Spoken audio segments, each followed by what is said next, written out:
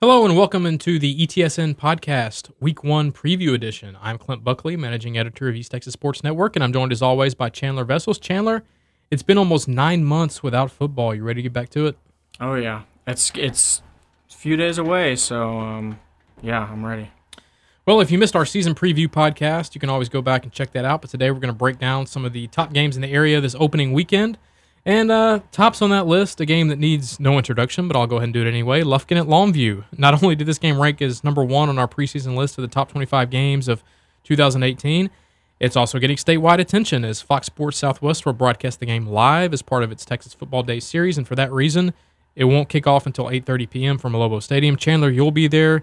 You unfortunately took care of me 2 out of 3 in rock, paper, scissors for the honor to cover this one. Yeah, thankfully I won't be on deadline for that 8:30 kickoff, but yeah, I'm glad that I won the rock paper scissors because I think it'll be a great game, especially the way that playoff game ended up last season. I don't know if this game will top that. That was the best game I saw all year last year. I'll be really mad at you if it does. Yeah, so but anytime Longview and Lufkin meet, these teams have a historic rivalry. They've sort of been back and forth with who's got the lead in the series. Longview does now at 40-37, but it should be a good one. It should be a close, tight game. Both these teams have a lot of players coming back from that game. There'll be a couple differences, like Isaiah Phillips won't be at running back for Lufkin. Jesse Anderson will be clubless. He will have his actual hand to take handoffs and stuff. So. This is going to shape up as one of the best games all year. Yeah, I agree. So obviously that's the one to watch. But another one to watch in Week 1, Marshall against Tyler Lee. These two teams met last year in the season opener. I believe you covered that game. We're switching. Marshall. Yeah, we're switching it up. I'll be covering that game Friday night, Marshall against Lee. Marshall's got a ton of kids back, a lot of D1 talent on that roster. I believe 5 kids with D1 offers. Oh, yeah. All of them on offense, by the way.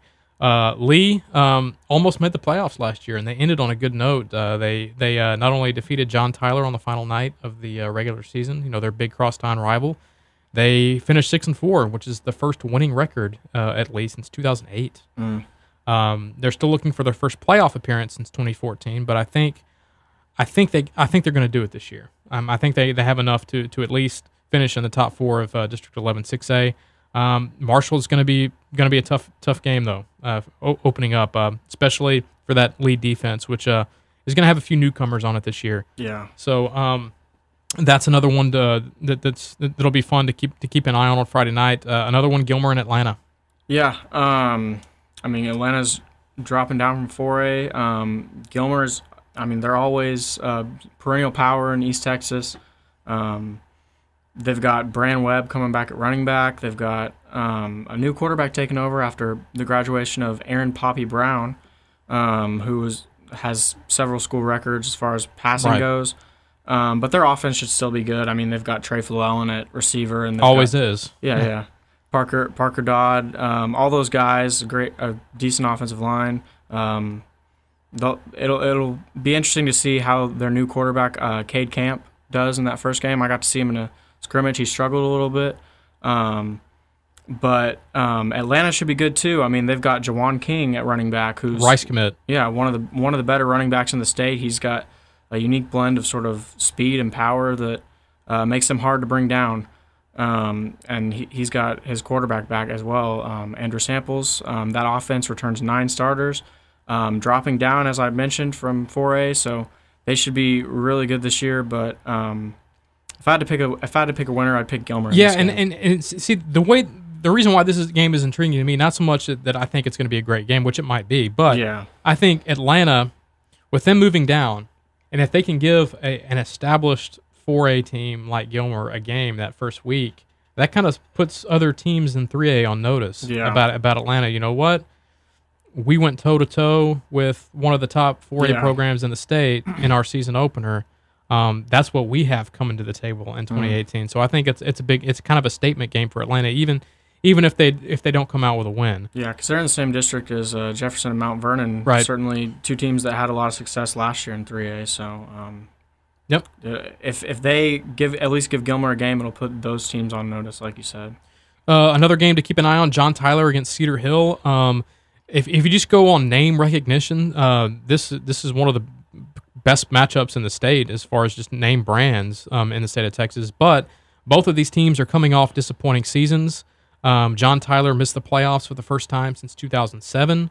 Last year, Cedar Hill, which has won, I believe, 3 state titles in the last decade or so, they missed the playoffs for the first time, I believe, since the early part of the century. So it's going to be interesting to see what these two teams bring to the table in 2018, because I think the expectation is that neither one of these teams, that last year was an aberration, and that neither one of these teams are going to continue to struggle moving forward. I think both teams have a bright future in 2018. Cedar Hill may not win state, but I think they're going to get back to the playoffs. They've got, like they always do, a lot of Division I talent on that roster. John Tyler has several kids that are headed to 4-year schools after this season to play football. I think it's going to be interesting. I would probably give the edge to Cedar Hill just because they're a bigger program. They have, and it's on the road for John Tyler. But if John Tyler can hang with them, and that's going to put 5A teams on notice about John Tyler. We're dropping down this year, and we're going for broke. We think we have the team to compete at the 5A level, and I think it's going to be intriguing from that standpoint. And then the last game, Jefferson at Pittsburgh. This kicks off tomorrow, Thursday Night Football, and from Pittsburgh. You'll be there, Chandler. Yeah, I'm excited to start my season out with this one. Jefferson's going to have, I think Jefferson's offense at least should be really good this year. They return a lot from last year, including TQ Jackson, the Arkansas commit at receiver. He's got his quarterback back, Trey Hodge, who had a lot of success last year, throwing and running the ball.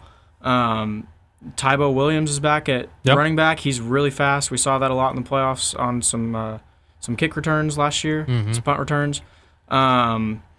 Eric Gibson's going to be asked to be the leader of that defense. He was our linebacker MVP at the ETSN Combine, and he'll be on the defensive line for Jefferson, but at the next level he'll project more of a linebacker. But the matchup I'm excited to see in this one, I mentioned TQ Jackson. Yeah. On the other side of the ball, you've got Keontae Burns for Pittsburgh. He's not committed yet, but he's got several offers. He's a receiver and defensive back. Got to imagine he'll be matched up against Jackson, who's obviously Jefferson's best receiver.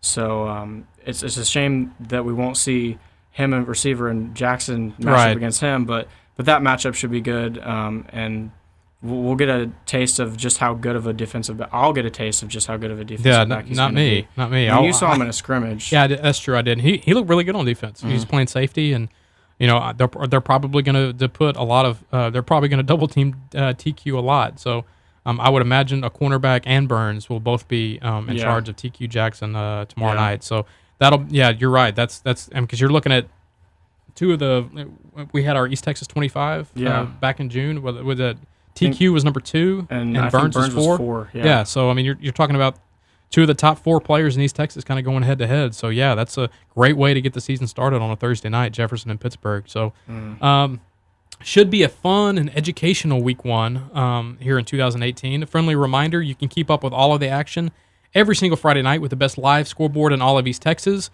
It's the best way best way to access that is to download the free ETSN mobile app on your smartphone. It's available now on Google Play and the App Store. Also, you can feel free to follow Chandler and myself on Twitter as well for instantaneous updates from the games that we're covering.